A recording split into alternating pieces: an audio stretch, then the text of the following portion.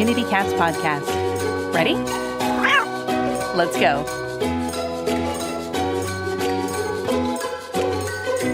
Welcome to the Community Cats podcast.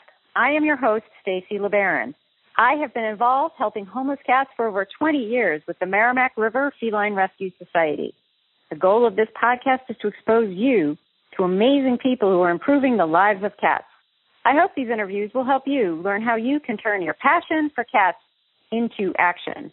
Today, we are speaking with Diane Blankenberg.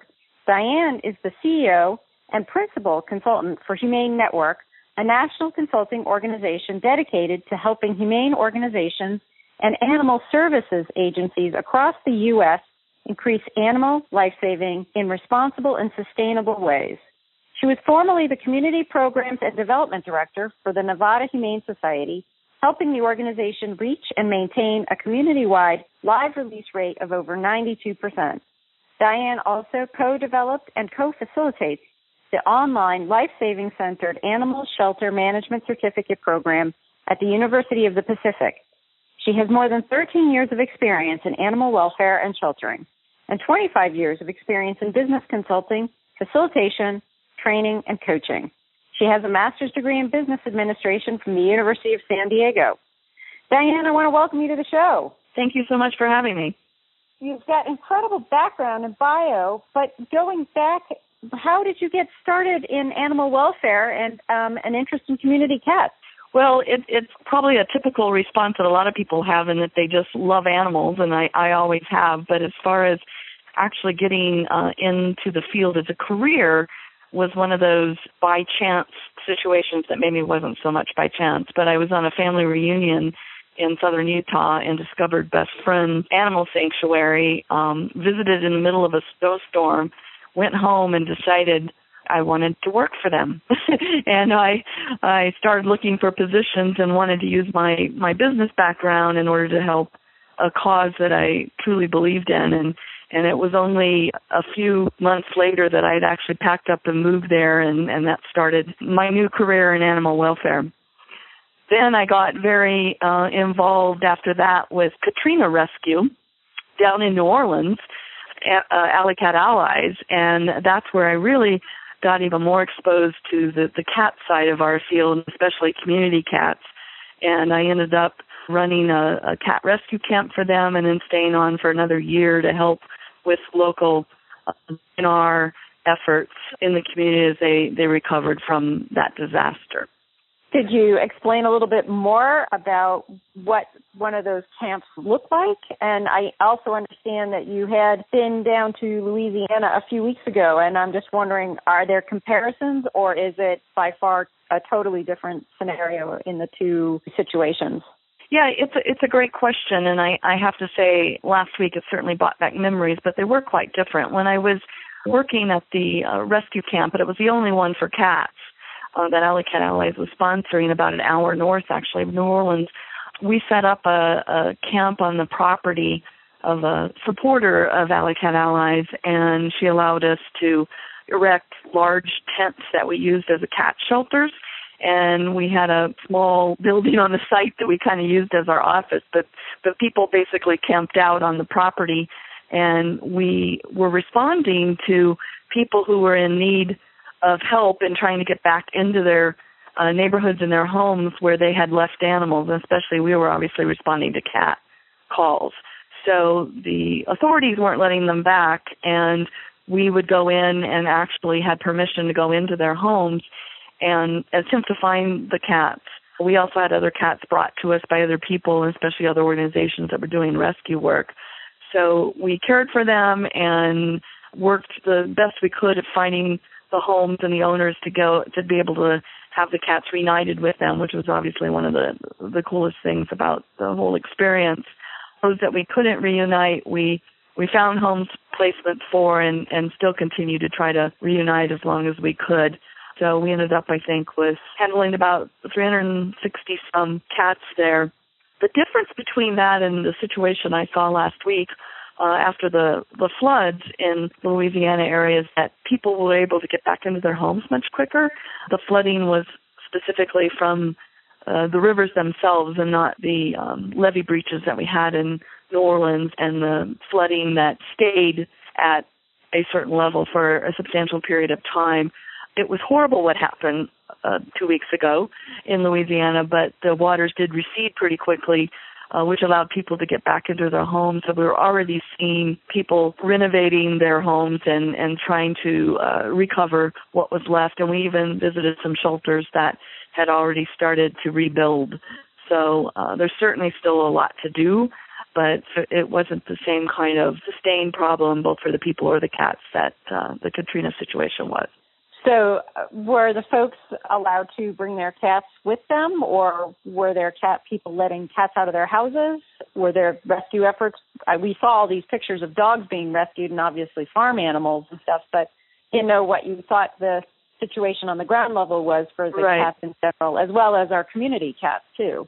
Well, exactly, and that's certainly the community cat side of it is even more challenging than the pet cats. But we did visit some of the temporary shelters, both for people and animals, and the organizations that were in charge did allow both cats and dogs to go with the people, and they actually were housing them in the same facility, not necessarily side by side with them. They call it co-located, but they did have people that were running like a mini temporary shelter for the people that they took in that also had pets.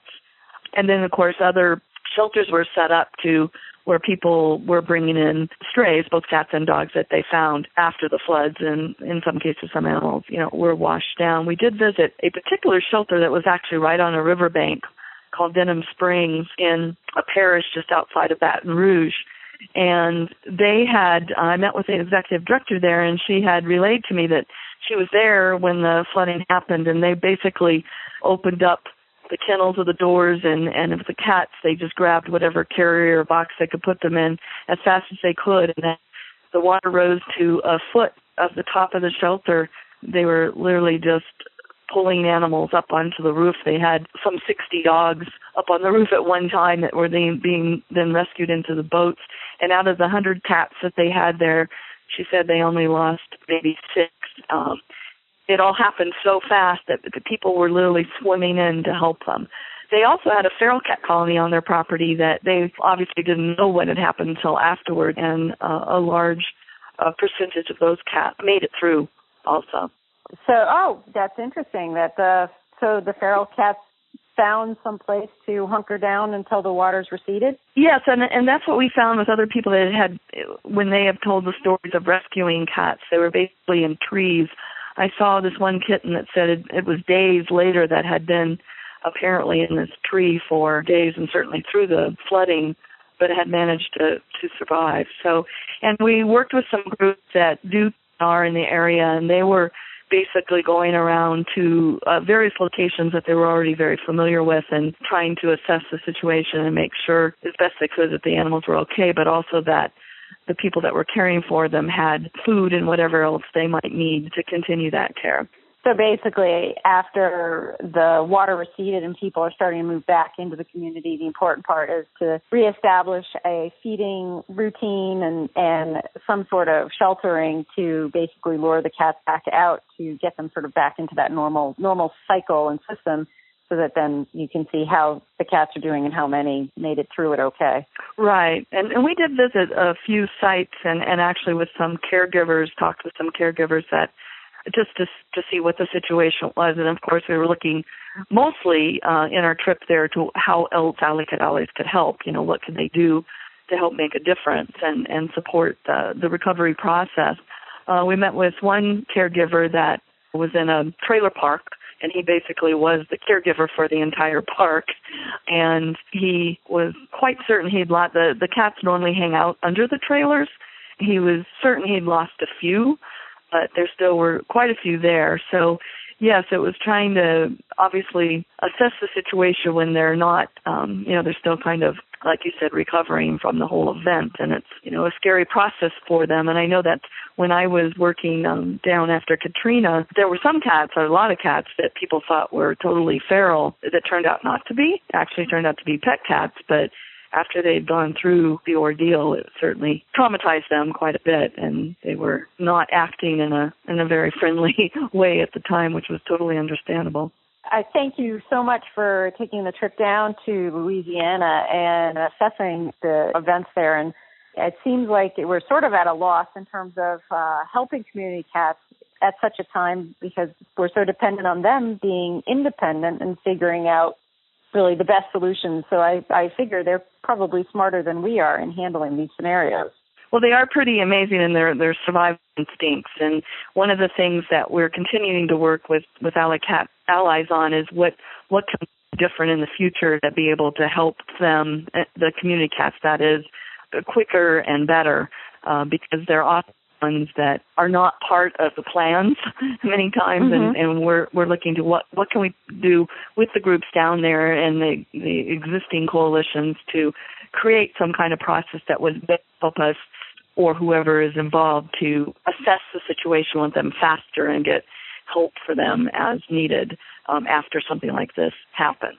Yeah, so, distribution tree for emergency response, like right immediately after, so the caretakers get access to the rebuilding supplies and food within hours or whatever, Exactly, or even where are the locations? I mean, it's not something you normally have a database on all the locations for a variety of reasons, but if there was some central trusted place you could go to that where people could post what was needed, because there were a lot of people that wanted to help, and you don't have necessarily the knowledge to know where to help as far as the community cats. It's challenging with the pet animals, but it adds obviously a layer of difficulty with the community cats.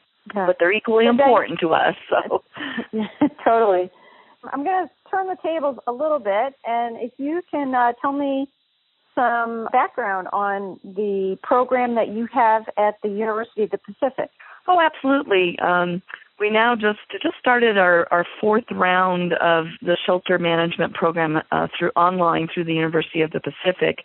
It's certainly for people who want to or are managing or want to support shelters in the future, and it also is really focused on the life-saving aspects of sheltering. So what are the programs and the operations that be in place in order to maximize life-saving? Bonnie Brown and I, my business partner, started this program, as I say, about 3 years ago, and we put together the curriculum and actually we're teaching and facilitating all the courses. And we did it because we saw a need in our field for more leadership, more people to come into it that wanted to obviously lead shelters, but also wanted to focus on life-saving programs. And it just seemed like every time there was an opening, you're either taking somebody from an existing shelter or bringing somebody in that, really didn't have any knowledge in the field. So we were trying to give people an opportunity to learn more and also to be able to give them some way to show their expertise when being considered for positions. So it's been super successful. It's been full every year, and like I say, just started the fourth round, and when I say round, there are 5 courses, 5 6-week courses. The first one is leadership. The second one is shelter operations. The third is community program development. Fourth is animal health and clinic operations, and the fifth is marketing and development.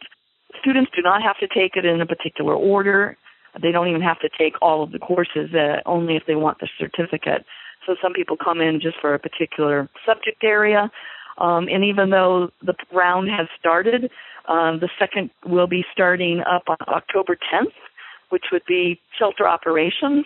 We will start around immediately after this one ends, so even if you start in the second course, you can take the first course right after you finish the last of the original round. So basically what we've done with these courses is to bring in experts and best practices and industry standards from organizations all over the country and be able to put it into one package so that people can have access to what is currently working and to the people who are currently making it happen. So we try to share, the various issues and hopefully both sides of issues. And again, what are the kind of industry best standards? So we've gotten a lot of great feedback on it. We update it regularly and try to keep it as new and fresh and real as possible. And now, let's take a moment to listen to a few words from our sponsors. Ready to make a big difference for cats in your community? We've got an exciting opportunity that can jumpstart your efforts. The Community Cats Podcast has launched Community Cats Grants. When you qualify for this innovative program, you'll gain valuable knowledge about how to raise funds for your spay-neuter efforts. Plus, we'll match the funds you raise up to $1,000, doubling your ability to make a difference for cats. Fundraising doesn't have to be scary. We'll be with you every step of the way. Check it out. You can find all of the details on the Community Cats Podcast website under our education menu. Let's join forces to make the world a better place for community cats. Have you followed up with any of your graduates to see where they have gone to work? Yes, I can't say the names of the places off the top of my head, but we certainly have. We stay in touch with a lot of our students through a variety of ways, and we do have a distribution list, so when we see job openings, we send it out to them. And I just got a note the other day from a woman that said she got a job in the field, and she totally credited her experience with this program that allowed her to get that position and get into this field, and she was extremely happy. So yes, we definitely do, and it's very rewarding to hear that they have been successful in finding jobs. And sometimes it's more, some people are already in the field of just moving up into more leadership role. So, and we try to help them with knowing what's out there and making some of those matches. So, yeah, I mean, I think oftentimes organizations may try to promote internally when they're looking for a new executive director or a new leadership position. So sometimes the director of operations may move from operations into executive director position. But there's so much more that goes into being an executive director from operations, but yet there really isn't much of a training process. And it sounds like this program might be ideal for something like that.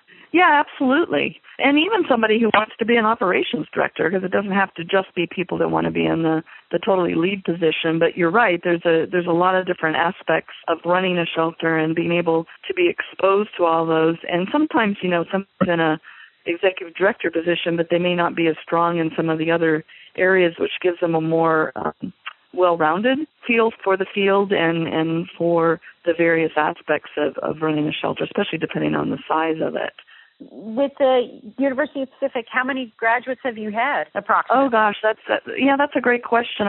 I think we've got about 35 that signed up for this round. They don't all take, all 5 courses and therefore get a certificate, but we've had at least, I'd say, between 20 and 25 each year. And so the 4th year, so that would be, I would say, around maybe 75 so far. So if you keep track, you'll get close to that 100 and you can have a celebration at that point in time. Yeah, that would be great. Absolutely. 100 new leaders in animal welfare.